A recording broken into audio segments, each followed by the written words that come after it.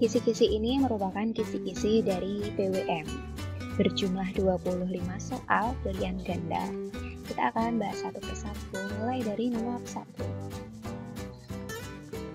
Ya, nomor 1 soalnya adalah kalian akan disajikan data besaran pokok. Peserta didik dapat mengelompokkan besaran pokok, satuan, dan alat ukur yang benar. Nah, berarti ini sekitaran besaran pokok ya. Diingat-ingat, besaran pokok ada 7.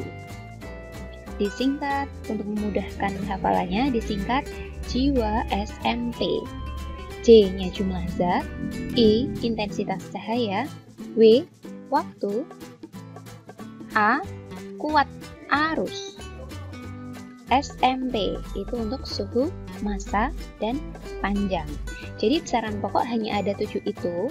Nah, kalau besaran turunan, nah berarti besaran yang selain 7 tersebut adalah besaran turunan. Kemudian kalian harus hafalkan SI-nya ya. Jadi jumlah zat, SI-nya mol, intensitas cahaya, satuannya kandela, waktu, satuannya sekon, kuat arus, satuannya ampere, suhu, satuannya Kelvin, bukan derajat Celcius, oke? Massa, satuannya kilogram, panjang, satuannya meter. Nah, kemudian untuk alat ukurnya, untuk jumlah zat ini tidak ada alat ukur yang secara langsung.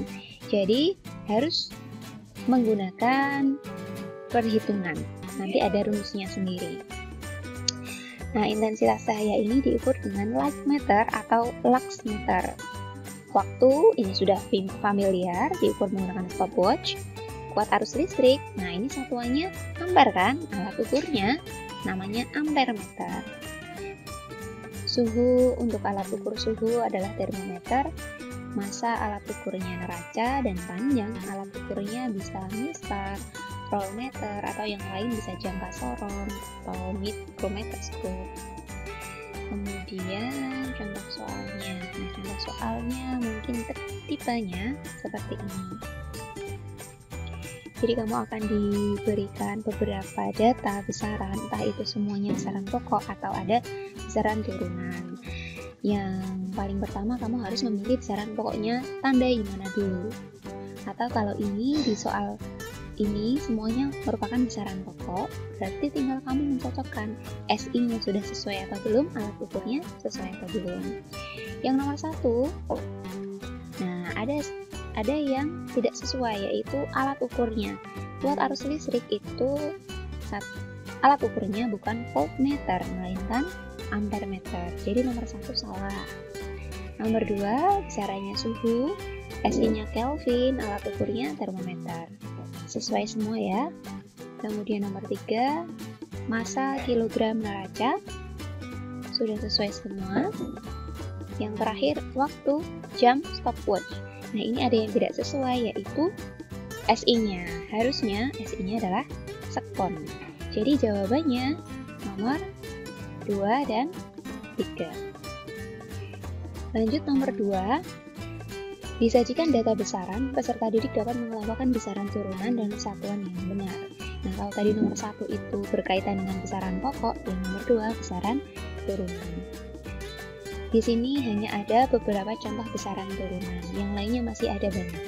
Pokoknya, selain besaran yang 7 tadi, berarti besaran turunan. Langsung ke soal. Ada data, manakah yang mengandung besaran turunan beserta satuannya yang benar? Nomor 1, Devan berkeliling di taman yang luasnya 500 meter persegi. Nah, di sini ada luas, besaran turunan. Satuannya meter persegi. Betul ya? Kemudian nomor 2, ibu membeli 4 meter kain untuk dibuat menjadi baju seragam. Nah, ini tidak secara eksplisit ada kata-kata besarannya, tetapi dapat disimpulkan di sini ada 4 meter, berarti itu merupakan panjang. Jadi nomor 2 tidak mengandung besaran turunan. Nomor 3, Maharani mengayuh sepedanya dengan kecepatan 15 meter per sekon. Kecepatan bukan termasuk jiwa SMP, berarti ini juga turunan. Nomor 4, demam mencapai 38 derajat Celcius. Nah, ini suhu termasuk besaran pokok.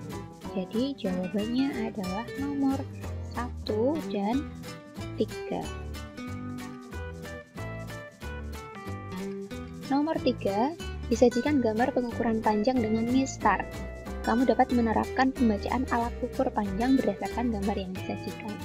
Nah, ini cukup mudah karena sehari-hari pasti kalian sudah pernah atau sering mengukur panjang suatu benda menggunakan penggaris atau meteran atau rollmeter. Jadi, jika bendanya yang diukur itu tidak dimulai atau tidak diletakkan pada skala 0, ya berarti nanti silahkan kalian lihat ujung-ujungnya. Misalnya untuk gambar P, contohnya seperti ini, silahkan kamu lihat ujung yang terakhir dulu di sini. Berarti terakhir menunjukkan skala berapa. Nah, ini kan 1, 2, 3, 3,1, 3,2, 3,3. Nah, itu titik akhirnya. Titik awalnya, nah ini 0,5. Jadi tinggal dikurangi saja. 3,3 dikurangi 0,5. Jawabannya, jadi panjangnya P adalah 2,8 cm.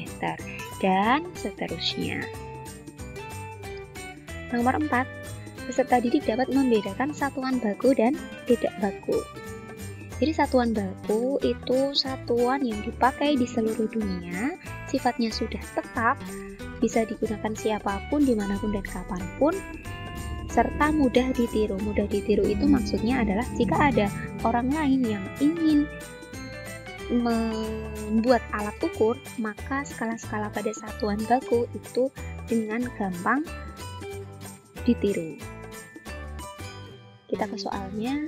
Yang bukan syarat satuan baku adalah, nah dari keempat ini sudah jelas, yang bukan syarat satuan baku adalah nomor 2, dapat digunakan oleh negara tertentu.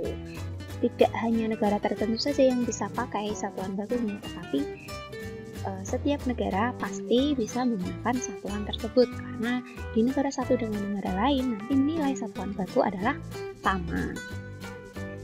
Misalnya apa? Ya, yang sering kamu temui ada sentimeter, meter, kilogram, gram, liter, terus meter per sekon, watt, derajat Celcius, dan lain-lain. Kalau yang satuan tidak baku itu biasanya pakai bagian tubuh, bisa misalnya jengkal, depa, langkah, atau bisa menggunakan satuan mangkok juga bisa, misalnya membeli biji kacang hijau berapa mangkok. Nah, misalnya 3 mangkok, berarti satuannya yang tidak baku itu adalah mangkok tersebut.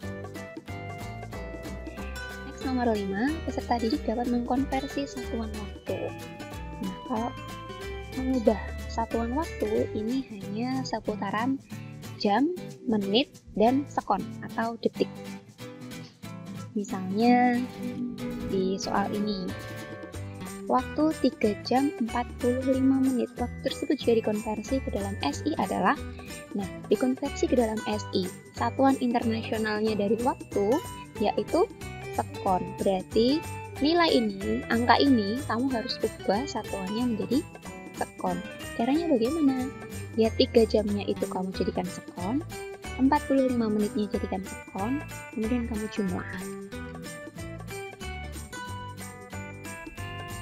Ingat, 1 jamnya sama dengan 60 menit, 1 jamnya adalah 3600 sekon.